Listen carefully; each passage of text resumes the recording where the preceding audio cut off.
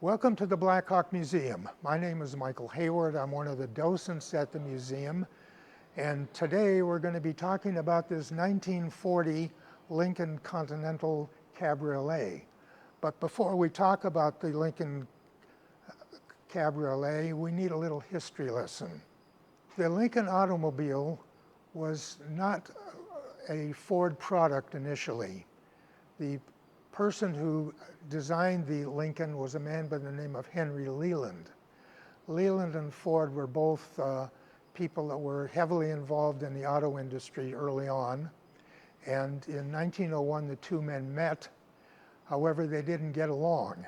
And so in 1902, Henry Ford started a company to build racing cars. The people that backed him were the members of the board of directors, and they also wanted him to build regular cars as well for the general public. But he was more interested in the racing cars. So when things got behind on the regular cars, the board of directors brought in Henry Leland to kind of straighten out the problem. And when Henry Ford found out that Henry Leland was coming aboard, he really got upset and left. So what Henry Ford did at that point was, in 1903, he opened up what would be known as the Ford Motor Car Company.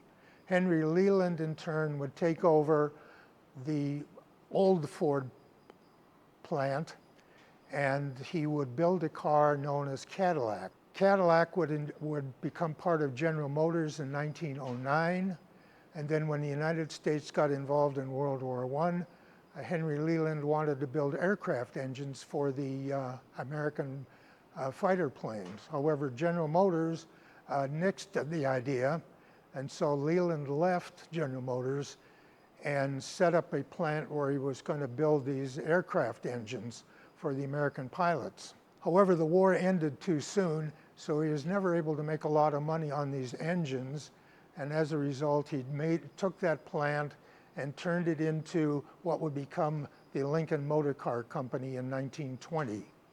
So he was the man that founded the Lincoln Motor Car Company before Ford got involved.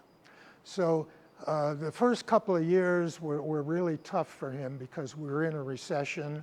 The cars were expensive, and Leland was a nitpicker. If something wasn't perfect on the car, he had to send it back to get it fixed properly. So it increased the price of the cars. So what ended up happening was in 1922, he was near bankruptcy. So Henry Ford came aboard, and his old nemesis, and bought the Lincoln Car Company for $8 million from Henry Leland. The Lincoln would be a toy for his son Edsel. Edsel Ford was totally different from his father. He was a patron of the arts. He loved music and the theater. He also, as a child, had a scrapbook of pictures of automobiles that he had taken out of various magazines. These cars were mainly high-end automobiles, not the type of cars that Henry Ford made. In addition to that, when he was 16 years old, he built himself a racer. And after he became president of Ford Motor Company in 1919, he would often have a one-off built car sent to his home down in Palm Beach, Florida, for him to use during the winter months. So this went on for a number of years. In 1938, he went to Europe, which he did often because Ford had a lot of interests in Europe. And while in Europe, he would also not only take a look at the Ford products that were in England and France and so forth, but also looked at the various cars that were being built at the time, the designs, because he was really into design. So he returned to the United States in the fall of 1938 and met with Bob Gregori, who was head of design at Ford. Edsel Ford brought Bob Gregori aboard in 1931 to head up their design department. They became very good friends. When he returned to Dearborn, he met with Gregori, told Gregori he wanted to build a car that was Continental in design. He loved the European cars. And so Grigori designed a car for him that was sent to his home down in Palm Beach, Florida. He drove the car around. This was in the fall of 1939. Drove the car around. People were stopping him and asking him, "Where can we get this car?" And he said, "Well, it's not in production. This is just a one-off model." So legend has it that Edsel had 200 signed checks from people who wanted to buy the car, well, something that hadn't even been built. So he got back to Detroit and met with Grigorian to see what they can do to come up with a car. Edsel told Grigori that the car that he brought down to Florida that year was a bucket of bolts. It weighed 5,000 pounds, the brakes were lousy, and it leaked like a sieve. So they had to get this whole problem straightened out. So when they did build the car, it was a combination of Grigori, Edsel Ford, and the engineering department at Ford. When Edsel got back to the plant, he and Grigori got together to come up with a car that was purely Continental that they could sell in this country. And so what happened was Grigori worked with the engineering department at Ford to come up with what would become the 1940 Lincoln Continental. The car was built on the Lincoln Zephyr chassis. It was a 125-inch chassis, although the body for the Lincoln that we're talking about was 7 inches longer than the Lincoln Zephyr and 3 inches lower than the Lincoln Zephyr. This particular model was the Lincoln Cabriolet, which was a convertible. They also made a two-door coupe as well. It came along a little bit later.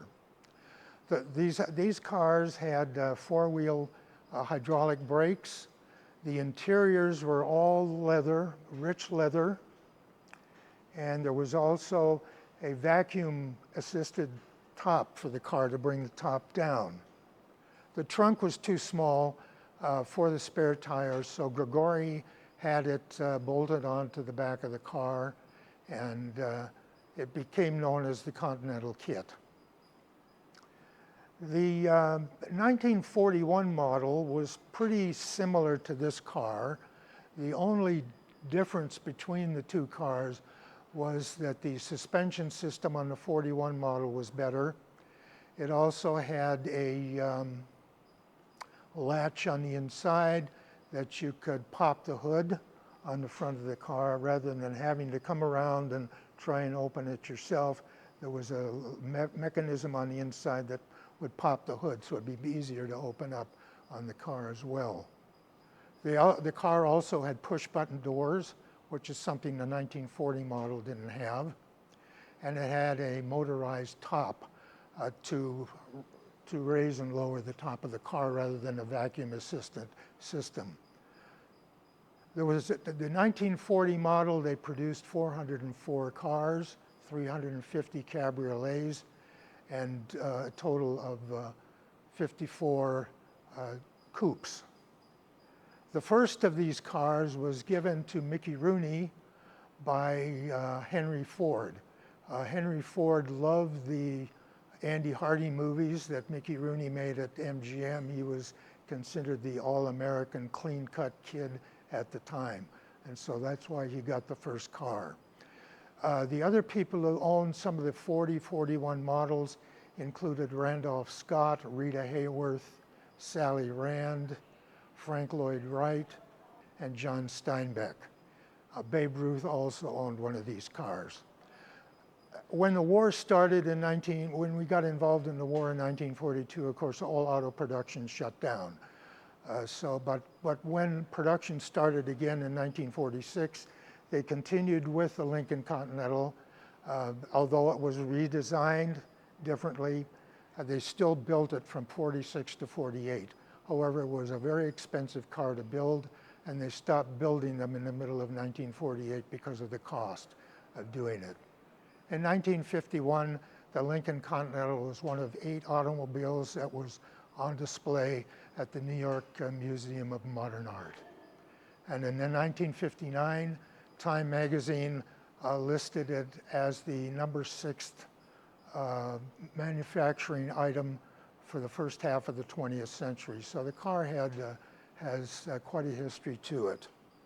In closing, I would like to say that in 1948, Lee Iacocca came to work for Ford. And one of the reasons he came to work for Ford is because the man who came to interview him was driving a Lincoln Continental. And he loved the car, and they figured any company could build such a beautiful car, I would have to go to work for. And so Lee Iacocca worked at Ford for like 30 years before he went on to Chrysler. So I hope you found this talk interesting, this Lincoln Continental, and take a look at all of the other cars we have at the museum. We also have 4 other exhibits at the museum. We have a Western gallery upstairs. Down the hall we have a African museum, a Chinese museum, and we have a museum of animals of the world. So I hope this talk was entertaining to you, and if you've never been here before, I hope to see you again soon. Many worlds, one museum. Black Hawk Museum. See the classic car collection. Open now. For tickets, visit blackhawkmuseum.org.